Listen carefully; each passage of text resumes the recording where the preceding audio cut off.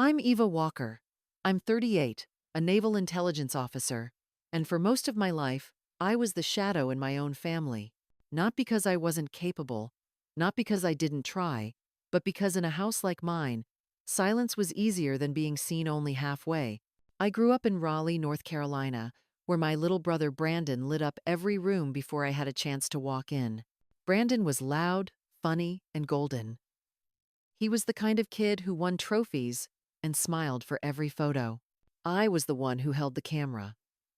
Even as a child, I learned to shrink myself. I read a lot, colored inside the lines, and never spoke, unless spoken to. My parents never told me to be quiet. They just reacted louder when he spoke. At dinner, Brandon's stories turned into family events. Everyone laughed at his jokes before they even had punchlines. When I tried to speak, the room never hushed. So I stopped trying. I cleared the plates instead. I made the coffee, memorized people's preferences, and studied their silences. That became my role.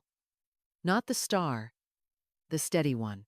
By the time Brandon turned 15, my dad was already calling him the future of the family. He said it at barbecues, graduations, and once even in church. He never said what I was. I don't think he meant to overlook me. I think he just never thought to look. When I got straight A's, they said, "Of course you did, honey." When Brandon passed algebra, they threw a party. The hardest part wasn't being ignored. It was being seen only through contrast. I was the calm one because he was wild. I was smart because he didn't read. I was the good girl because he liked breaking rules. My identity was built in reaction to his. Every strength I had was only interesting because he didn't have it. So, I got used to the quiet. I didn't resent it then. I even liked it. There was clarity in not being watched. No one expected me to lead, so I learned to listen. I learned how people moved when they thought no one was paying attention. I got good at noticing patterns. At school, teachers called me mature for my age. At home, no one noticed I had grown up. I joined ROTC in high school, mostly because I liked structure. It gave me something Brandon couldn't dominate. When I got accepted into the Naval Academy, my mom smiled and said, "That's nice, honey. You'll be great with logistics." Then she asked Brandon if he'd packed for his trip to Florida. He hadn't. I had. For him, that's the thing about living in someone else's light. You don't realize how much of yourself you've hidden until it's too late to show it. And yet, that silence shaped me. It didn't break me. It sharpened me. I learned to build strength in the dark. I learned that being overlooked is the best training ground for becoming unstoppable. But I didn't know that yet. Not then.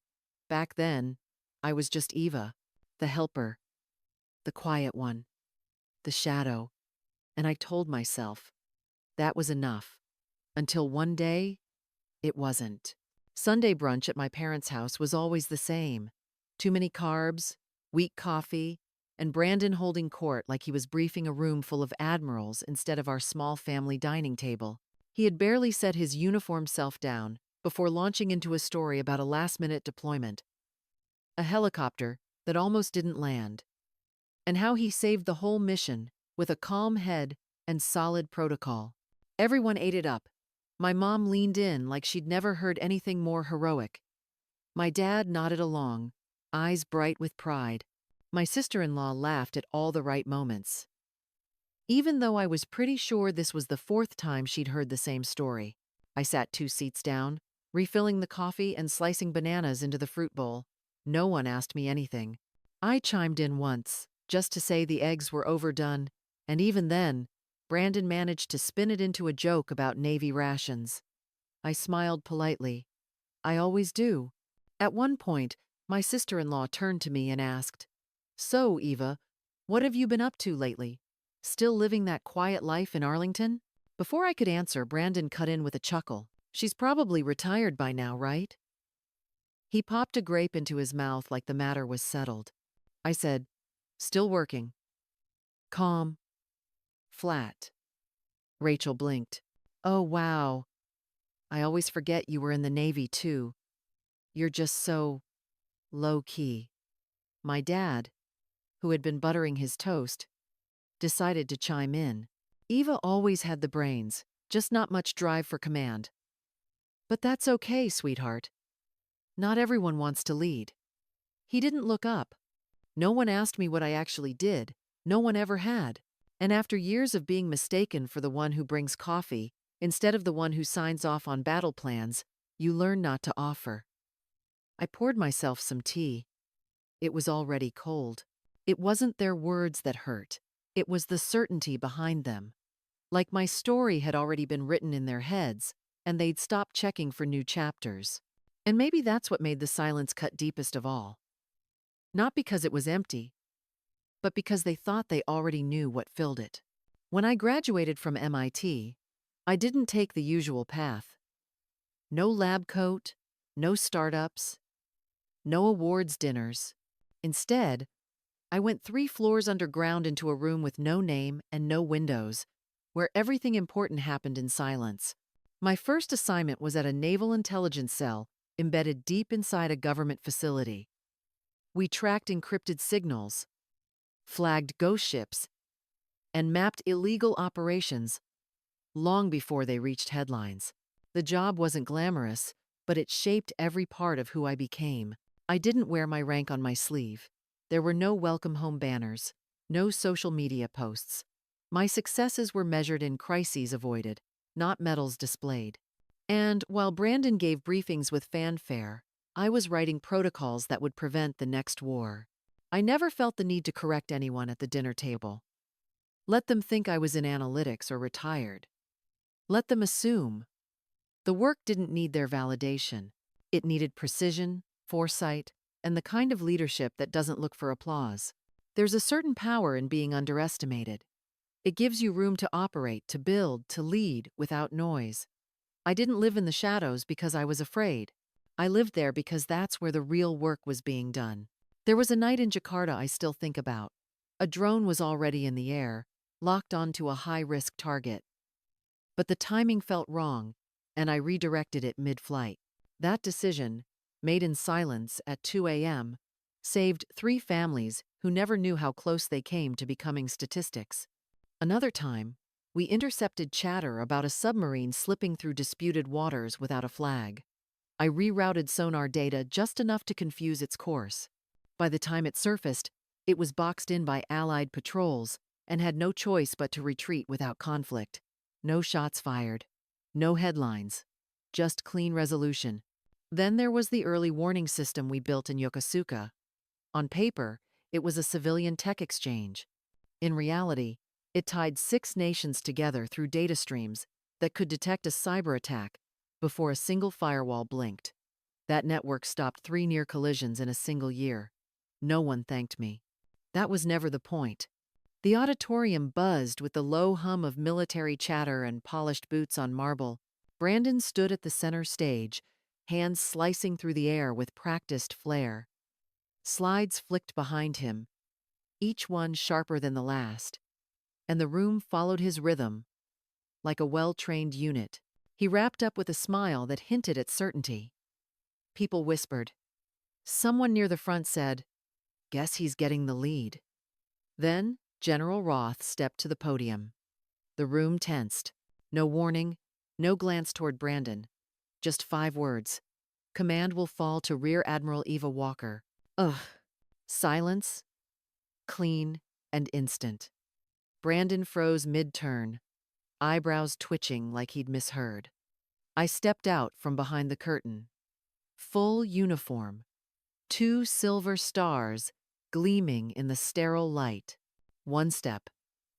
Then another. No rush. No apology. I looked at him once, just long enough to see the color drain from his face. General Roth offered a crisp nod. I returned it. Then I took the podium, steady and sharp, while Brandon sat there, still, silent. Like the air had left the room and taken all his words with it. The walk from the curtain to the podium was maybe 12 steps. But every one of them felt like a quiet declaration. The room hadn't moved. No murmurs, no coughs, just stillness hanging thick in the air. My 2 stars caught the light, and I could feel eyes tracking them before they landed on my face. I took the microphone with both hands. No shaking. No need to clear my throat. "Good morning," I said, calm and measured. A few heads turned, trying to match my voice with the name they'd just heard. My name might be unfamiliar to some of you. That changes today. The weight of silence didn't press on me. It obeyed me. I outlined the operation in crisp, deliberate terms, not overselling, not inviting applause. I spoke like someone used to not being interrupted, not because she demanded respect, but because she had already earned it. A few officers exchanged glances. One of them straightened his posture like he'd just realized something about me he hadn't seen before. Brandon was seated in the third row. His jaw wasn't clenched, but his lips were pressed tight like he was swallowing something bitter. He blinked twice when I mentioned the strategic integration protocols. I didn't look at him for long, just enough. I closed with the mission objective, one sentence. No dramatics. No theatrics. Just clarity. Then I stepped back, nodded to General Roth, and returned the mic. The room stayed quiet, but the silence had changed. It wasn't disbelief anymore. It was recognition. Finally. We met in the hallway after the briefing, the fluorescent lights overhead making everything feel too bright. Brandon was still holding the folder he'd brought to the podium, but now his grip looked unsure. He stared at me like he was seeing someone he'd walked past for years but never really looked at. "You never said anything," he said. His voice wasn't angry, just cracked open. I held his gaze. "You never asked." For a second, he didn't respond. I could see him sorting through every holiday, every dinner table, every time I'd sat across from him in silence. "I thought you were just doing admin work or logistics. I didn't even know you were still on active duty." I didn't flinch. "I know." Then I told him about Jakarta, about the drone, about the submarine. I didn't give details. Just enough. Enough for him to understand that what I did wasn't paper pushing or side work. It was real. It was critical. And it had never made the news because it wasn't supposed to. He leaned against the wall like he needed it to stay upright. "Why didn't you tell Mom and Dad? Why didn't you ever tell me?" My voice stayed level. "Because it wouldn't have mattered. You already had the story written. I didn't fit into it." There was a long pause. No rebuttal. No defense. Just quiet. His eyes were damp, but he didn't blink. I think that was the moment he realized he hadn't just missed a few details. He'd missed me. Entirely. He finally said, "I didn't know." I nodded. "Now you do." He didn't say he was sorry. He didn't need to. He just looked at me with something I had never seen in his eyes before. Respect. Real, wordless, late-coming respect. And that was enough. The next morning, I woke up before sunrise. The air was still. My uniform hung where I left it the night before, and for once, it didn't feel like armor. It just felt like fabric. I made coffee, no rush, no checklist in my head, just quiet. My phone buzzed once. A text from Dad. "Didn't know. I see it now. Proud of you." I stared at it for a long time, thumb hovering, not typing. Not because I was angry, not because I wanted to make a point, just because some words don't need answers. They just need to land. I put the phone face down and looked out the window. The street was empty. A few leaves dragging across the pavement. It was a still kind of morning. The kind that lets you breathe all the way in. No proving. No pretending. Just being. For 20 years I had waited to be seen. But in that moment, I realized something. The recognition was nice. It was overdue. But I was already whole before it came. I didn't need applause. I just needed space. And now I had it.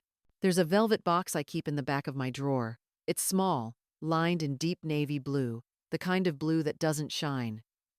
Just holds the light gently. Inside are 2 silver stars, polished by time and quiet. No one ever saw the nights I earned them. No cameras. No press briefings. Just red-eye hours, long corridors, and screens full of variables I couldn't afford to get wrong. I remember the names, not the operations, the people, the lives. Each decision, each pause, each call that held the line when the world leaned the wrong way. Those stars are not decorations. They are weight. They are memory. They are every second I carried, what others never had to. And I keep them in velvet not to protect them, but to honor what they mean. Not for show, not for stories, just for truth. My niece was sitting beside me on the porch, her legs too short to reach the floor. She looked up, eyes wide with wonder, and asked, "Aunt Eva, is it true you commanded warships?" I smiled, then nodded slowly.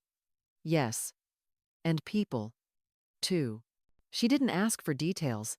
She just looked at me like I was made of something solid, like I could be her answer to a question she hadn't even thought to ask yet.